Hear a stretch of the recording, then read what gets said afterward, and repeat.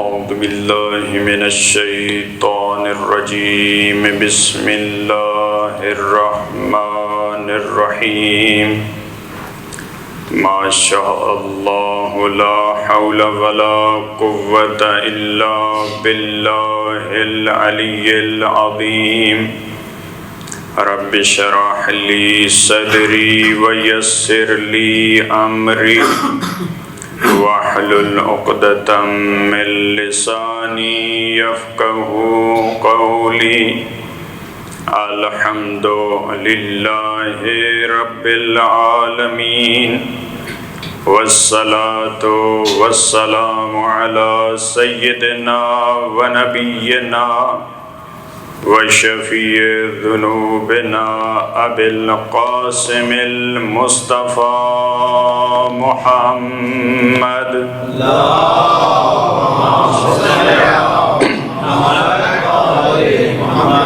وعلى آلہ الطیبین الطاہرین المعصومین الذین اذهب اللہ عنہم الرجس وطہرہم تطہیرا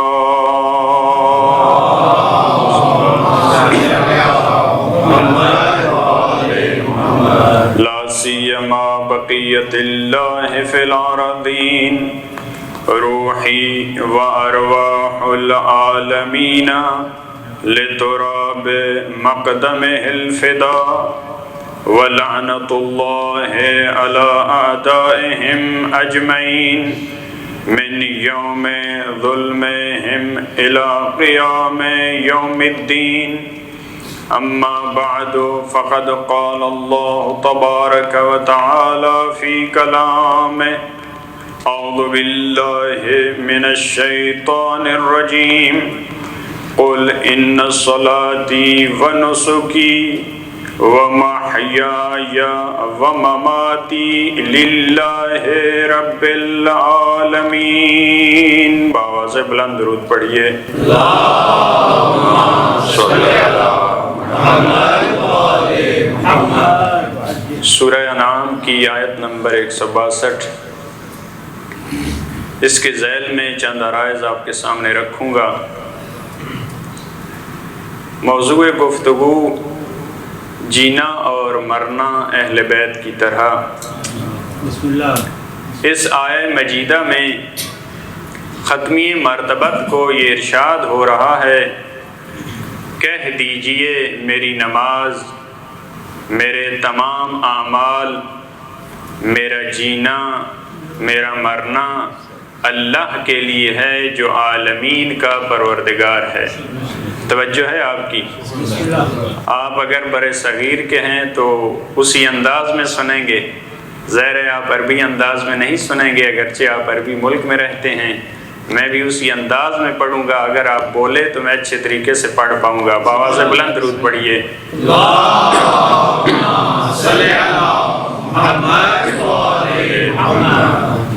کیا ارشاد ہوا؟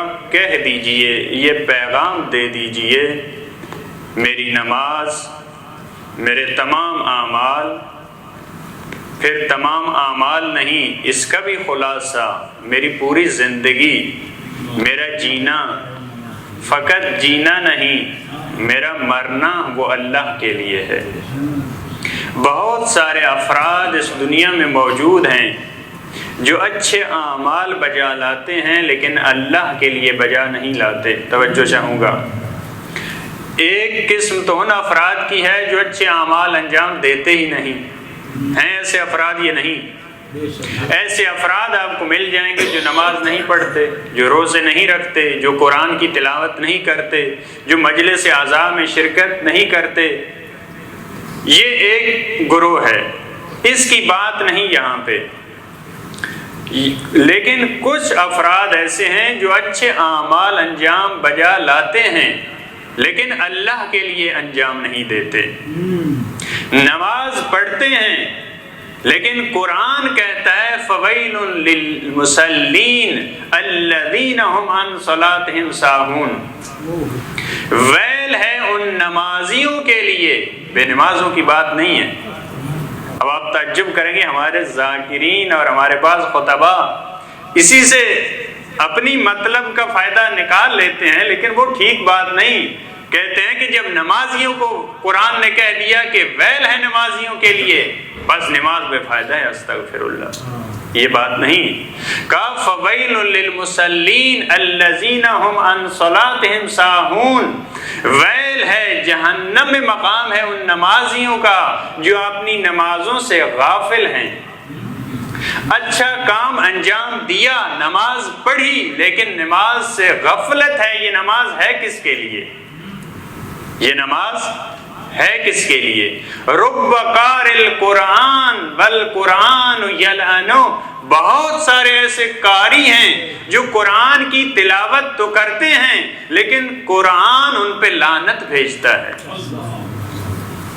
بہت سارے قاری قرآن ایسے ہیں جو قرآن کی تلاوت کرتے ہیں، قرآن ان پہ لعنت بھیجتا ہے۔ میں نے عرض کیا بہت سارے افراد ایسے ہیں جو اچھے اعمال بجا لاتے ہیں، قرآن پڑھتے ہیں، نماز پڑھتے ہیں، مجلس اعزاز سنتے ہیں، گریہ کرتے ہیں، لیکن اللہ کے لیے نہیں ہے۔ یہ آیہ مجیدہ کیا کہہ رہی ہے؟ ان سے کہہ دیجئے میری نماز اللہ کے لیے ہے، میرے تمام اعمال اللہ کے لیے ہیں، میرا جینا، میرا طرز زندگی، میرے جینے کا انداز وہ سارا الہی انداز ہے، میرے مرنے کا انداز وہ بھی خدائی انداز ہے۔ لہذا ہماری مشکل یہ ہے کہ ہم بہت سارے افراد ایسے کام انجام دیتے ہیں لیکن اس میں خلوص نہیں ہوتا، وہ اللہ کے لیے نہیں ہوتا۔ میں نے ایک فقیر کو پیسے دیے لیکن میں کہتا ہوں کہ مجھے ترس آ گیا، میں اس کی حالت جب دیکھی میرا دل مطمئن ہوتا ہے۔ بعض دفعہ انسان کہتا ہے میرا دل یوں مطمئن ہوتا ہے، یعنی میں اپنے نفس کی رضا کے لیے دے رہا ہوں، میں اپنے نفس کی رضا کے لیے دے رہا ہوں۔ اگر میں نہ دوں تو مجھے کوفت ہوتی ہے، مجھے ٹینشن ہوتی ہے، لہٰذا میں دیتا ہوں۔ اس کا مطلب کیا؟ میں اپنے لیے دے رہا ہوں۔ اگر کسی فرد نے پورا زندگی کا ہر ایک کام اللہ کی رضا کے لیے کیا ہے تو وہ محمد و آل محمد ہیں، جن کا بآواز بلند درود پڑھیے۔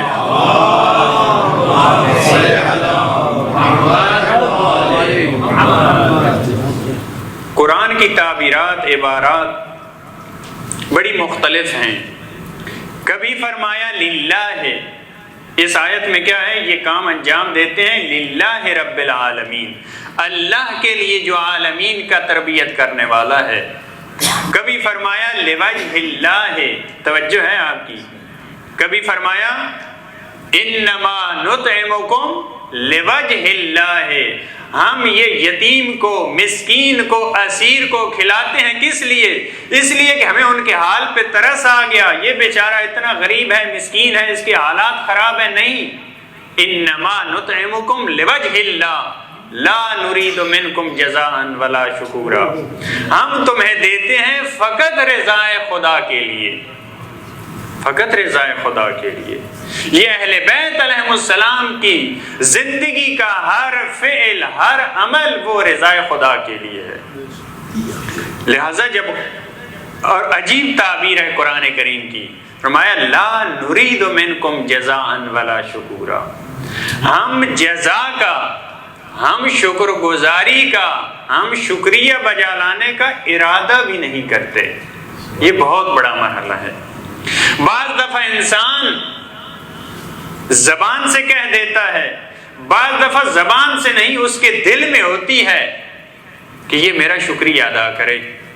میں یہاں سے بٹھایا، کسی اور محلے میں جانا تھا، گاڑی پہ بٹھایا، وہاں اگر اتار دیا میں نے، اس نے اگر نہ کہا تھینکس، شکریہ، شکران، آپ کے تھوڑا ذہن میں آئے گی یہ بات کہ میں اتنا لے کے گیا وہاں تک، ان کو ایک شکریہ بھی نہیں کہا، زبان تھوڑی سی نہیں ہلائی اس نے۔ اس سے بڑا کام، میں نے کسی کی مالی ایڈ کر دی، مالی مدد کر دی، کسی کو کھانا دے دیا، ذہن میں آئے گا یہ نہیں۔ بہت سارے افراد، مثلا میں اگر اپنی مثال دیتا ہوں آپ محسوس نہ کریں، اگر مجلس پڑھی، بہت اچھی مجلس پڑھی، مجلس ختم ہونے کے بعد میں دیکھوں گا میرا کسی نے شکریہ ادا نہیں کیا، مولانا آپ نے بہت اچھی مجلس پڑھی، میرے ذہن میں ہوگا بعض دفعہ میں کیا کہوں گا، میں کہوں گا جی میرا تو آج مطالعہ نہیں تھا، میں نے تو بڑی سادہ سی مجلس پڑھی ہے، میں تو خاص محنت نہیں کی تھی۔ کس لیے یہ کہہ رہا ہوں؟ یہ کہیں نہیں مولانا آپ نے تو بڑا خوبصورت پڑھا، میں نے بہت مہمان کی خدمت کی، بڑے اچھے اعلیٰ کھانے دیے، لیکن میں کیا کہوں گا جب کھانا کھا چکے، اگر سب کھانا اچھا نہیں بنا تھا، کھانا بڑا بیکار بنا تھا، ہم آپ کی کچھ خدمت نہیں کر پائے۔ کیا مطلب ہے؟ ادھر ادھر کی باتیں کریں گے تاکہ وہ مہمان زبان پہ لائے کہ آپ کا بہت شکریہ، بہت اچھا کھانا تھا۔ بعض دفعہ ہم زبان سے صراحتاً بیان نہیں کرتے، لیکن ایسی باتیں کرتے ہیں، ایسے کنایات ہوتے ہیں تاکہ وہ فرد زبان پہ لائے۔ لیکن اہل بیت علیہ السلام کے اطعام کا عجب مرحلہ ہے، فرمایا لا نرید منکم جزاء ولا شکورا، ہم جزا اور شکریہ کا ارادہ بھی نہیں رکھتے، ارادہ بھی نہیں رکھتے، یہ تو اظہار ہے، لیکن دل میں بھی یہ بات نہیں لاتے کہ ہم نے اپنا کھانا یتیم کو دے دیا، اپنا کھانا مسکین کو دے دیا، اپنا کھانا اسیر کو دے دیا، کہ تھوڑا سا ہمارا شکریہ تو ادا کر دو، نہیں، اس کا ارادہ بھی نہیں رکھتے۔ کبھی یہ للہ کی تعبیر قرآن کریم میں، کبھی لوجہ اللہ کی تعبیر، اور کبھی وَمِنَ النَّاسِ مَن يَشْرِي نَفْسَهُ ابْتِغَاءَ مَرْضَاتِ اللَّهِ، کبھی مرضات اللہ کی تعبیر، یہ بھی اہل بیت علیہ السلام کے لیے۔ جب شب ہجرت میں مولا کائنات بستر رسول پہ سوئے ہیں تو کیا قرآن نے فرمایا؟ یہ لوگوں میں سے کچھ ایسے بھی ہیں جو اپنے نفس کو بیچ دیتے ہیں، کس کے لیے؟ ممکن ہے آپ اور ہم کہیں کہ رسول اللہ کی جان بچانے کے لیے سوئے، لیکن علی علیہ السلام کا ہدف اس سے بھی بلند تھا، وہ اللہ کی مرضیوں کی تلاش میں تھے، وہ رسول اللہ سے بھی بہت بڑا ہدف ہمارے اور آپ کے ذہن میں ہوتا ہے۔ بچہ گلی سے گزر رہا تھا، رسول اللہ نے سوال کیے، ایک ان کی ذات پہ بآواز بلند درود پڑھیے،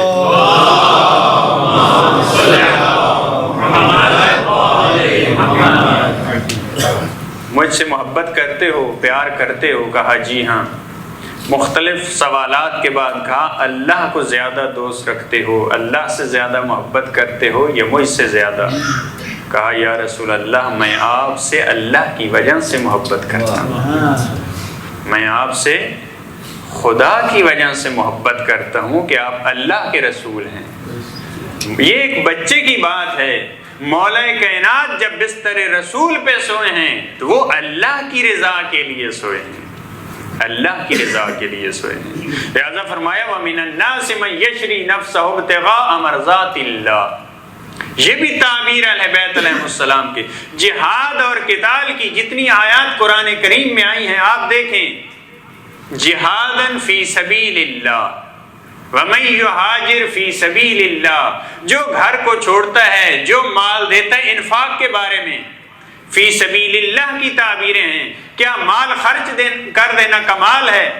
یہ کمال نہیں ہے، اللہ کی راہ میں خرچ کرنا کمال ہے۔ جان کو دے دینا یہ کمال نہیں، اللہ کی راہ میں دے دینا کمال ہے۔ لہذا بہت سارے افراد ایسے ہیں جو باطل کی راہ میں جان دیتے ہیں۔ مرحب نے بھی جان دی ہے، عمر ابن عبد ود نے بھی جان دی ہے، انہوں نے بھی اپنی جانیں، جن کو مولا نے بدر میں مارا انہوں نے بھی اپنی جان دی ہے۔ اگر جان دینا بہت بڑا کمال ہوتا تو پھر تو سارے افراد، پھر تو ادھر والے افراد ان کے بھی بڑے درجات ہوتے۔ اصل کیا ہے؟ جو کام انسان انجام دے وہ اللہ کے لیے ہے۔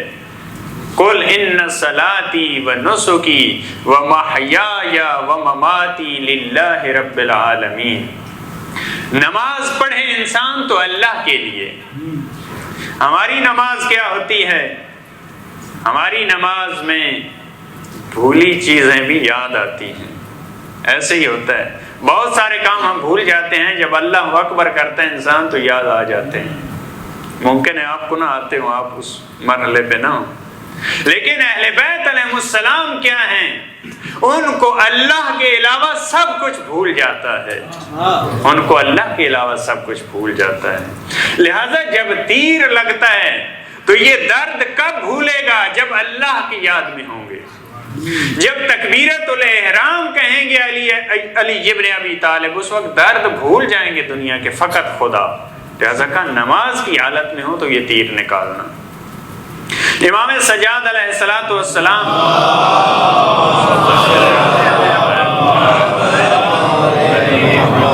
نماز کی حالت میں ہیں، ابا کندھوں سے گر جاتی ہے۔ جب نماز تمام ہوئی، دیکھنے والے نے کہا مولا آپ نے اپنی نماز میں ابا نہیں سنبھالی۔ ہم اپنی سیٹنگ کرتے ہیں، بعض دفعہ تو ہم بٹن بند کرنے لگ جاتے ہیں، گلے کے بٹن، بعض منہ کے، پوری سیٹنگ کرتے ہیں نماز کی حالت میں، موبائل سنتے ہیں، بند کرتے ہیں، سائلنٹ پہ لگاتے ہیں، جواب دیتے ہیں، یہ سارے کام نماز کی حالت میں۔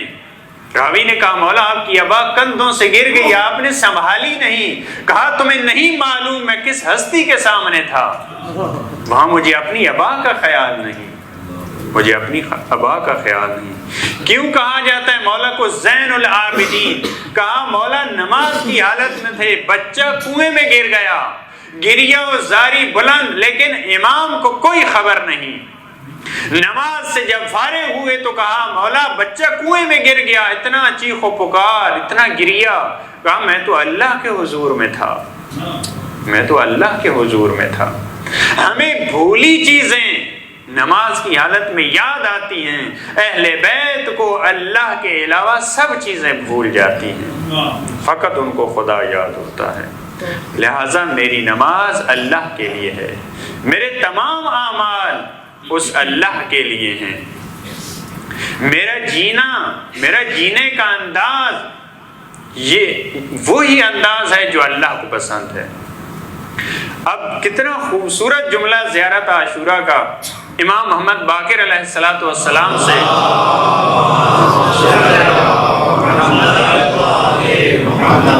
جو دعا آپ پڑھتے ہیں، اللہم اجعل محیای محیا محمد وآل محمد ومماتی ممات محمد وآل محمد۔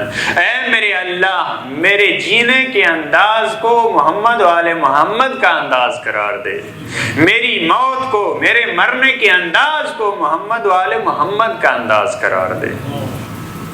اب آپ سوال کریں، ہم یہ دعا مانگ رہے ہیں، قل ان صلاتی و نسکی و محیای و مماتی للہ رب العالمین، ہم کیسے زندگی بسر کریں جو اللہ کی کے لیے ہو، ہم کیسے جئیں، ہم کیسے مریں جو اللہ کو پسند ہو؟ تو امام باقر علیہ السلام سمجھا رہے ہیں، اے مومنو، اے مسلمانوں، اگر چاہتے ہو تمہاری زندگی اللہ کے لیے ہو تو دیکھ لو محمد و آل محمد کے جینے کا انداز کیسا ہے، دیکھ لو محمد و آل محمد کے مرنے کا انداز کیسے ہے، جیسے وہ جیے ہیں ایسے آپ جیو، یہ اللہ کو انداز پسند ہے۔ جیسے انہوں نے موت کا انتخاب کیا ہے وہی انتخاب تمہارے لیے ہے۔ لہذا اے میرے اللہ میری زندگی کو، میرے جینے کے انداز کو محمد و آل محمد کا انداز قرار دے۔ اہل بیت کی جینے کا انداز کیا؟ اہل بیت نے کبھی غلامی کی زندگی پسند نہیں کی، کسی کی غلامی میں نہیں رہے، مظلومیت کو قبول نہیں کیا۔ مظلوم واقع ہوئے، ان دو چیزوں میں فرق ہے، ظالم نہیں تھے، مظلوم رہے، لیکن مظلومیت کی زندگی کو پسند نہیں کیا، ظالم کے نیچے دب کے زندگی بسر نہیں کی اہل بیت نے۔ لہذا امام حسین علیہ السلام نے کتنا خوبصورت فرمایا الموت فی حیاتکم مقبورین والحیات فی موتکم قاہرین۔ اگر کسی ظالم کے نیچے دب کے زندگی بسر کرو گے تو یہ زندگی نہیں، یہ موت ہے، یہ زندگی نہیں، یہ موت ہے۔ اور اگر سر بلند کر کے زندگی بسر کرو گے اور سر تمہارا کٹ جائے تو یہ مرنا نہیں، یہ جینا ہے، اس کو موت نہیں کہتے۔ حسین ابن علی زندہ ہیں، وہ مرے نہیں. ایک زندگی اور موت کا معیار ہماری نگاہ میں ہے. جس کی سانس نکل جائے ہم اسے کیا کہتے ہیں؟ کیا کہتے ہیں ہم اسے مردہ کہتے ہیں. لیکن قرآن کی نگاہ میں اسے مردہ نہیں کہتے. قرآن کی نگاہ میں زندہ کون ہے؟ قرآن کی نگاہ میں مردہ کون ہے؟ قرآن کی نگاہ میں زندہ وہ ہے جو اللہ سے متصل ہے، جو محمد وآل محمد کی تعلیمات سے متصل ہے، جو اس سے وابستہ ہے، اسے قرآن نے زندہ کہا ہے. جو اللہ کی یاد سے غافل ہیں، قرآن نے انہیں مردہ کہا ہے. یہ ہمارے اور قرآن کے نظریے کا فرق ہے. لہذا آپ دیکھتے ہیں سرور کائنات کے بارے میں قرآن نے کیا فرمایا؟ وہ تمہیں بلاتے ہیں. رسول کس لیے؟ لما یحییکم، وہ تمہیں حیات دے گا. یعنی سرور کائنات کے بلانے میں انسان کے لیے کیا ہے؟ زندگی ہے، حیات ہے. ان کی دعوت پہ لبیک کہنا، اس میں انسان کے لیے حیات ہے. لیکن ہمارے لیے کیا حیات ہے؟ ہم اسے حیات سمجھتے ہیں، ہم اسے لائف سمجھتے ہیں. کیا ہم کہتے ہیں جو اچھی زندگی بسر کرتا ہے وہ اچھی زندگی کر رہا ہے، اس کے ماشاءاللہ جینے کا انداز بڑا اچھا ہے، وہ اچھا کھاتا پیتا ہے، اس کا گھر بڑا اچھا ہے، اس کا مکان بڑا اچھا ہے، اس کی گاڑی بڑی اچھی ہے. ہم اسے زندہ کہتے ہیں. پھر اور خوبصورت تعبیر قرآن نے کہا ہے یا انسان زندہ ہے یا کافر ہے.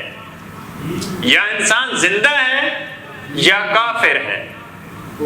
یعنی کافر اور مردہ اور یاد خدا سے غافل یہ برابر ہیں قرآن کی نگاہ میں.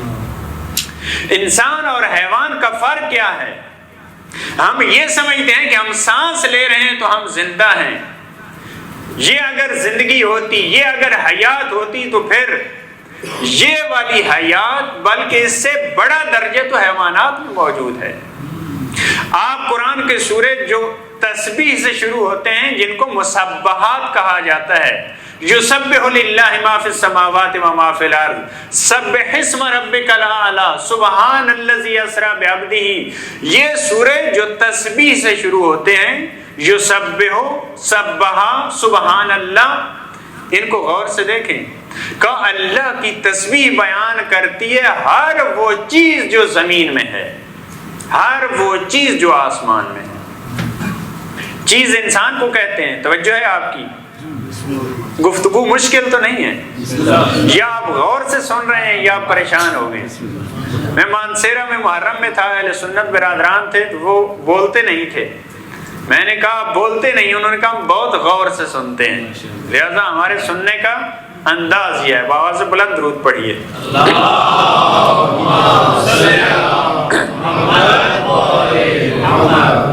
لہذا ہر چیز اللہ کی تسبیح بیان کرتی ہے.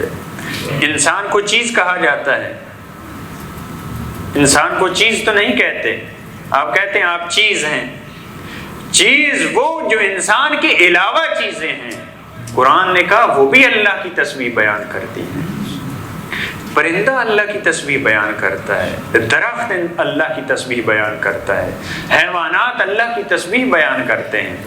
لیکن افسوس بہت سارے انسان قرآن کی تعبیر ہے.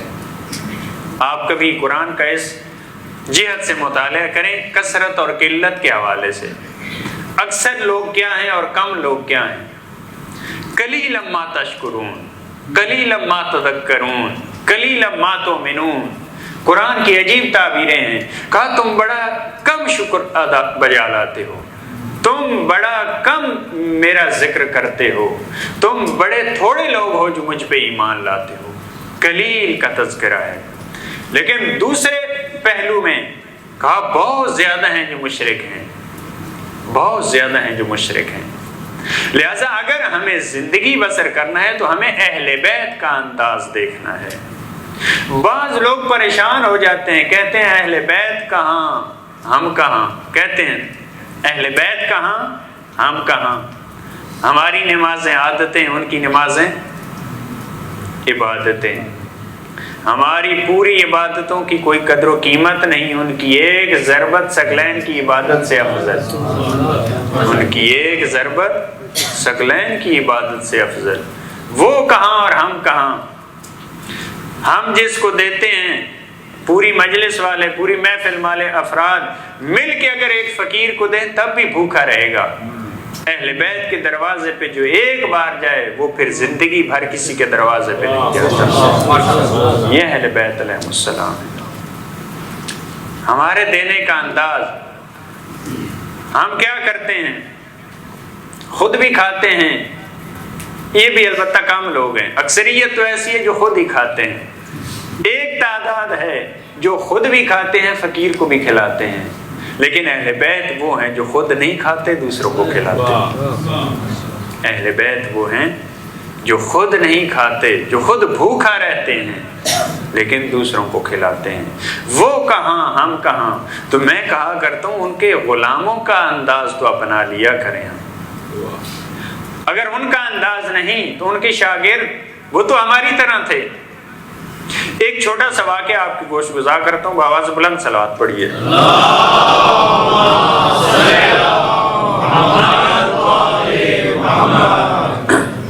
حاکم شام نے مولا علی علیہ السلام کے نام لیٹر لکھا، خط لکھا، کہا تم نے جمل والوں کے ساتھ یہ کیا، وہ کیا، فلاں فلاں کو تم نے مارا، اب جنگ کے لیے تیار رہو۔ توجہ ہے آپ کی؟ حاکم شام نے، متوجہ ہیں آپ، خط لکھا کہ آپ نے جمل والوں کے ساتھ ایسا کیا، جنگ کے لیے تیار رہو۔ خط پہنچا، مولا نے جواب دیا، توجہ چاہوں گا، کہا تمہیں اپنی حکومت پہ ناز ہے، مجھے اللہ کی بندگی پہ ناز ہے۔ تمہیں اپنی حکومت پہ ناز ہے، سلطنت پہ ناز ہے، علی کو اللہ کی بندگی پہ فخر ہے۔ جہاں تک میرے مطالعات ہیں، علی علیہ السلام نے اگر کسی چیز پہ فخر کیا ہے تو وہ اللہ کی بندگی پہ۔ نہیں معلوم ہمیں کیا ہو گیا، ہماری یہی کوشش ہے کہ یہ اللہ کی بندگی والے اعزاز کو علی سے ہٹا دیں۔ یہی اعزاز جو مولا کا تھا، کفا be عزن in اکون look Abida وکفا be فخرا ان تکون لی ربا، میری عزت کے لیے یہی کافی ہے، میری عزت کے لیے یہی کافی ہے، کفا بی عزن ان اکون لک عبدا، میں تیرا بندہ ہوں، میرے فخر کے لیے یہی کافی ہے کہ علی کا رب تو ہے۔ ہماری جو ان کے ماننے والے ہیں پوری کوششیں یہی ہیں، ہم نے کوئی کسر نہیں چھوڑی، پوری کوششیں یہ ہیں، یہ اعزاز مولا سے لے لیں۔ ہمارا پتہ ہے ذہن کیا ہے؟ ہمارا ذہن یہ ہے کہ جتنی بندگی کم ہو اتنا انسان بڑا ہوتا ہے۔ اصل میں مسئلہ یہ ہے، ہم یہ سوچتے ہیں جتنا انسان اللہ کی بندگی کم کرے اتنا وہ انسان بڑا ہے، یا اس سے آگے بڑھوں جو بندگی نہ کرے وہ بہت زیادہ بڑا ہے۔ لہذا ہماری پوری کوشش یہ ہوتی ہے، وہ عیسائیوں کے ساتھ مناظرہ کیا تھا امام رضا علیہ السلام نے،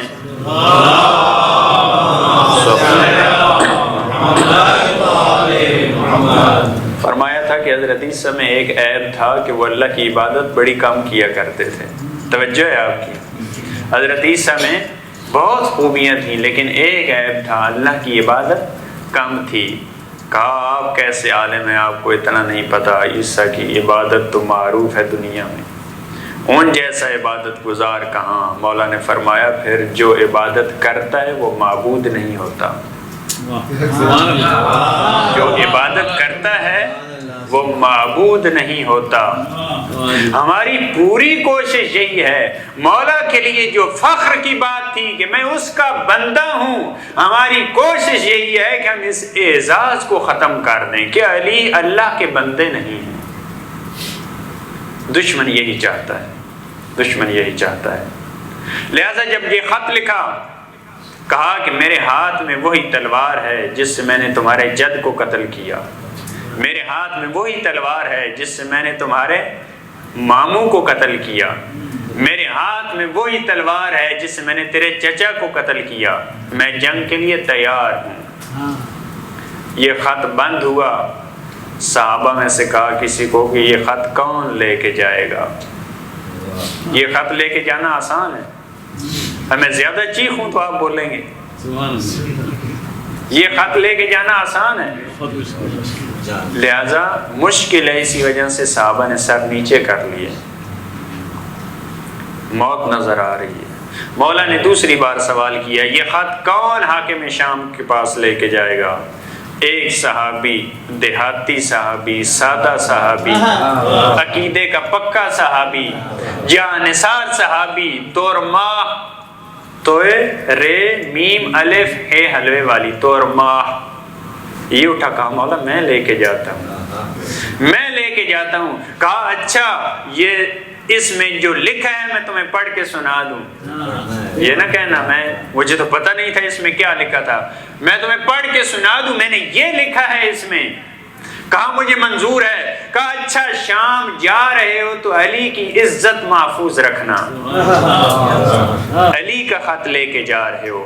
کہا سمعا و طاعتا، مولا میں آپ کو سر بلند کروں گا۔ جب تورماہ مولا کا خط لے کے حاکم شام کے دربار میں پہنچا، اطلاع ملی اپنے محل کے باغ میں بیٹھا تھا، کہا ریڈ کارپٹ بچھا دو۔ یہ تاریخ اٹھا کے دیکھیں، کہا لال کارپٹ بچھا دو۔ کس وجہ سے؟ کہا کیونکہ دیہاتی ہے اور بھوکا بھی ہے۔ جو مولا کے ماننے والے تھے وہ امیر کہاں تھے؟ جب یہ ہمارے محل کا جہ و جلال دیکھے گا تو متاثر ہو جائے گا۔ بہت سارے ایسے افراد ہوتے ہیں جو ہی بڑے گھر کو دیکھا تو متاثر ہو جاتے ہیں، جو کہنا ہوتا ہے وہ نہیں کہہ پاتے۔ تکیے لگا دیے، ریڈ کارپٹ بچھ گیا۔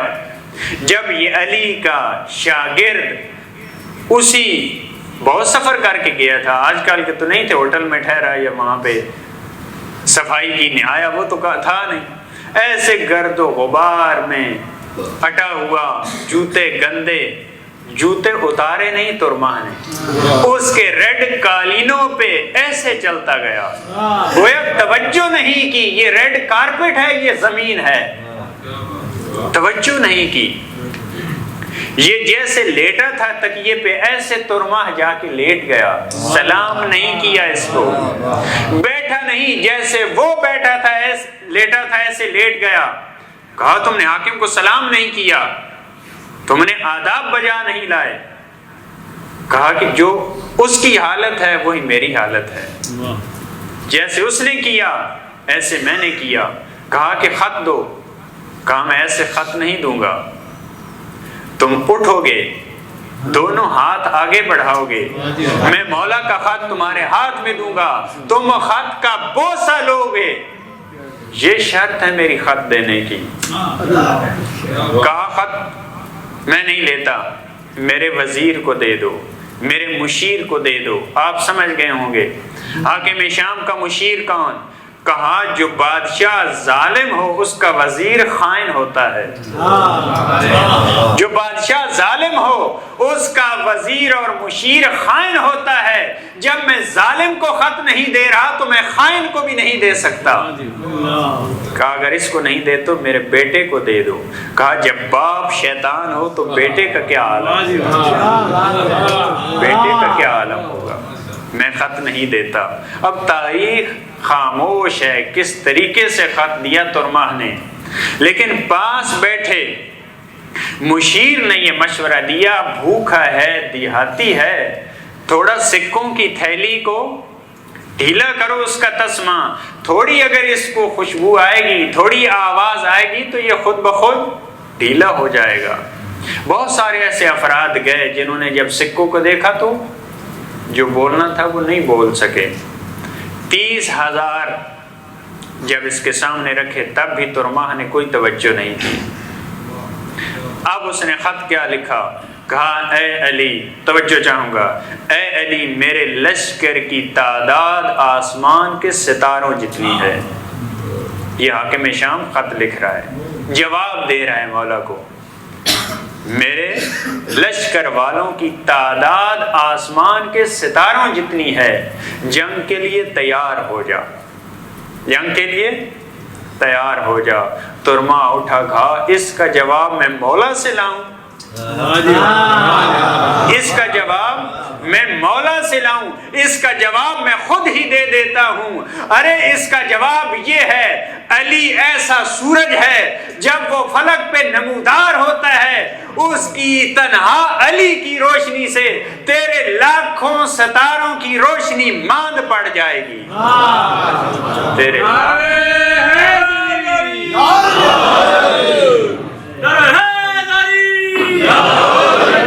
محمد والے محمد صلی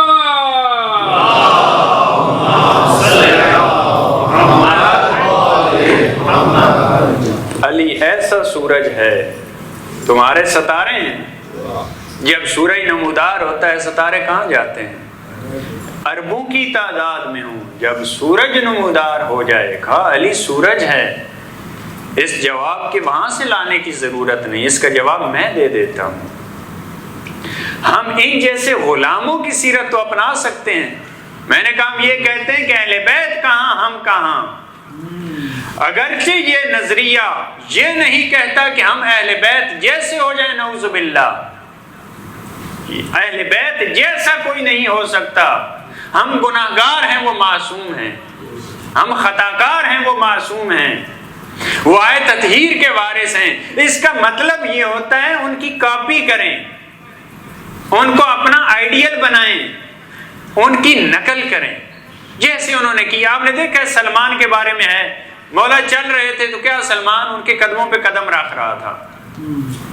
یہ تو کر سکتے ہیں، ظاہری طور پہ ہمیں جو دیکھے وہ یہ کہے کہ یہ ان کو فالو کرنے کی کوشش کر رہے ہیں، ان کو کاپی کرنے کی کوشش کر رہے ہیں۔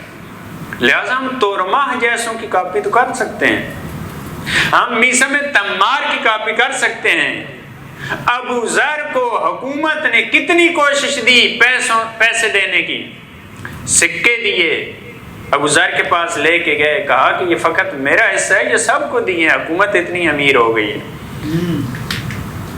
یہ فقط میرے لیے، یہ سب کو اتنے دینے، نہیں کہا تیرے لیے ہے، یعنی تیری زبان بند کرنی ہے۔ ابو ذر نے قبول نہیں کیے، اس لیے بدر کیا ابو ذر کو۔ لہذا ہم ان جیسے غلاموں کی سیرت کو اپنے لیے اسوہ قرار دے سکتے ہیں۔ اگر وہ زندہ رہے ہیں، انہوں نے اہل بیت علیہم السلام کو معیار زندگی بنایا ہے۔ اگر ہماری نماز ان جیسی نماز ہو جائے، اگر ہمارا جینا ان جیسا ہو جائے، اگر ہم جئیں تو اہل بیت کی طرح، اگر ہم مریں تو اہل بیت کی طرح۔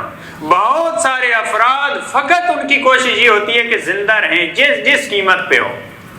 اگر بھیک مانگنی پڑے زندگی کی تو مانگ لیتے ہیں، فقط زندگی مل جائے۔ یہودیوں کی قرآن نے بات نقل کی ہے کہ وَلَتَجِدَنَّهُمْ أَحْرَصَ النَّاسِ عَلَىٰ حَيَاتٍ، تو حریص ترین دنیا کی زندگی پہ کن کو پائے گا؟ یہودیوں کو۔ کس لیے حریص ترین ہیں لوگوں میں سے؟ یہودی، کیونکہ وہ دولت کے پیچھے ہیں۔ مالدار ترین افراد کون ہیں؟ یہودی ہیں۔ لہذا احرص، حریص کا جو سب سے بڑا تفضیل والا صیغہ ہے وہ ہوتا ہے احرص۔ ان کو حریص نہیں کہا، یہودی حریص نہیں ہے دنیا کی زندگی پہ، کہا احرص ہیں، بہت زیادہ حریص ہیں، کیونکہ ان کا دنیا سے اتنا لگاؤ ہے، لہذا دنیاوی زندگی پہ حریص ہیں۔ جو اہل بیت علیہم السلام کا ماننے والا ہے، جو ان کے مکتب سے وابستہ ہے، وہ ظالم طاقتوں سے نہیں ڈرتا، وہ ظالم طاقتوں سے نہیں ڈرتا۔ یہ اہل بیت کی بات ہے، یہ تو معصومین کی بات ہے، یہ تو 12 اماموں کی بات ہے۔ میں تو جب اس اسیرہ بی بی کو دیکھتا ہوں جس کے ہاتھوں میں رسن تھے، ہاتھوں میں رسن تھے، زنجیر میں بچے قید تھے، جب وہ پہنچی ہیں حاکم شام کے دربار میں، انہوں نے بھی سر نہیں جھکایا، کٹے ہوئے سر موجود تھے، بھائی کا تشت سامنے تھا، لیکن پھر بھی سر نہیں جھکایا ظالم کے سامنے۔ یہی آواز دی، اے یزید کد قیدک وسع سعیک وناسب جہدک فواللہ لا تمحو ذکرنا ولا تمیت وحینا۔ اے یزید جتنی چالیں چلتا ہے چل لے، جتنی کوششیں کرتا ہے کر لے، اللہ کی قسم تو ہماری یاد کو مومنین کے دلوں سے مٹا نہیں سکتا۔ کیا انداز تھا ثانی زہرا کا، شام میں دیکھیں یا کربلا میں دیکھیں، کیا انداز ہیں اہل بیت علیہ السلام کے، ان کے جینے کا انداز۔ لوگ دنیا کی زندگی پہ اتنا حریص ہوتے ہیں، لشکر جمع کرتے ہیں تاکہ ہماری جان بچ جائے، لیکن حسین ابن علی کا شان اتنا نرالا ہے، چراغ بجھا دیتے ہیں، لوگ چلے جائیں، تمہاری زندگی بچ جائے، اگر کسی کی زندگی جائے تو حسین ابن علی کی زندگی جائے۔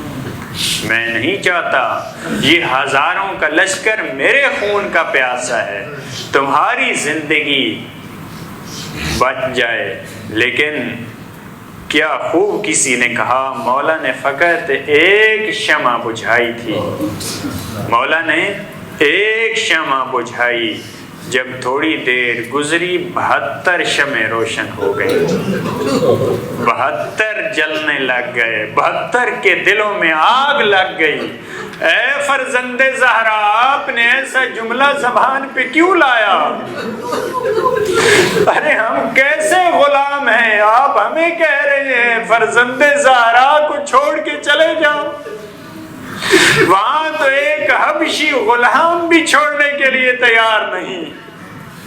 جب حبشی غلام کو کہا گیا کہ تم آزاد ہو، تم نے ہماری بڑی خدمت کر لی، اس نے کہا مولا کیا میرا رنگ کالا ہے؟ کیا میرا رنگ کالا ہے؟ کیا میرے خون سے بدبو آتی ہے؟ میرا خون، میرا گوشت آپ کے خون میں شامل نہیں ہو سکتا؟ کس طریقے سے اجازت لی ہے ان پروانوں نے؟ 72 شمعیں جب روشن ہوئیں، اپنی تلواریں نیاموں سے باہر نکالی، کہا مولا اگر ہمیں مار دیا جائے، ہمارے بدن کے ٹکڑے کر دیے جائیں، ہمارے ٹکڑوں کو جلا دیا جائے، ہماری راکھ کو فضا میں بکھیر دیا جائے، اگر 70 بار یہ کام کیا جائے، ہم آپ کی نصرت سے ہاتھ نہیں اٹھائیں گے۔ اجرکم علی اللہ۔ یہ کیسے پروانے ہیں، ایک لمحے کے لیے مولا کو اکیلے نہیں چھوڑ رہے۔ لیکن میں عرض کرتا ہوں اے اصحاب حسین، اس وقت کہاں تھے جب مولا آوازیں دے رہے تھے، یا ابطال الصفا، یا فرسان الحجا، ما لکم انادیکم فلا تجیبونی۔ زبان حال یہ تھا، پہلے میں خود سوار ہو لیتا تھا، پہلے گھوڑے کی لگام پکڑنے کی ضرورت نہیں ہوتی تھی۔ ارے کہیں سے حبیب تم آ جاتے، کہیں سے عباس آ جاتے۔ آج میرے بدن میں 1900 زخم ہے، مجھ میں طاقت نہیں ہے، آج مجھے سوار کرنا تھا۔ نظر یمیناً و شمالا، ارے دائیں دیکھتا ہوں کوئی نہیں، بائیں دیکھتا ہوں کوئی نہیں، آج مجھے سوار کرنے والے کہاں گئے؟ آج ایک مدد کرنے والا بچا، جس کو مقتل نے کہا ہے ذوالجنا۔ اے انسانوں تمہیں شرم آنی چاہیے، اس سواری نے مقتل کہتا ہے پوری کوشش کی ہے فرزند رسول کا بدن بچ جائے۔ ارے جتنے تیر آ رہے ہیں میرے بدن پہ لگیں۔ مقتل کا عجیب جملہ ہے، جب ذوالجنا ناکام ہوا میں حفاظت نہیں کر سکتا، کہا سوچا میں اتنا تو کر سکتا ہوں، ارے سکینہ کو جا کے بتاؤں، اپنی پیشانی کو خون سے آلودہ کیا، ارے دوڑتا ہوا در خیمہ پہ آیا۔ اجرکم علی اللہ۔ مقتل کہتا ہے در زینب پہ نہیں گیا، ذوالجنا در ام کلثوم پہ نہیں گیا، ذوالجنا سیدھا در سکینہ پہ آیا ہے۔ ذوالجنا کو معلوم ہے ارے بیٹی کو باپ سے کتنی محبت ہوتی ہے، دنیا دنیا کا دستور ہے جب باپ سواری پہ سفر پہ جاتا ہے جو ہی سواری کی آواز آتی ہے بیٹیاں دوڑ کے دروازے پہ آتی ہیں باپ کا استقبال کرتی ہیں. مولا نے زیارت نہیہ میں یہ جملہ لکھا جب زلجنہ کی آواز آئی ارے جب سکینہ نے آواز کو سنا دوڑ کے آئی در خیمہ پہ جب پردہ ہٹایا تو عجب منظر دیکھا سواری تو آئی ہے لیکن سوار نہیں آیا. آگے بڑھ کے اپنے بازوؤں کو زلجنہ کی گردن میں ڈال دیا بس ایک سوال کیا بڑا عجیب سوال ہے سکینہ خود پیاسی ہیں پانی نہیں پیا لیکن باپ کی پیاس کا اتنا خیال فرماتی ہیں یا جوال ابی السو کیا ابی ہم کو تلات شانہ اے میرے بابا کی سواری ارے مجھے فقط اتنا بتا دے ارے بابا کو پانی ملا یا پیاس سے مارے گئے. صدق اللہ العظیم القوم الظالمین.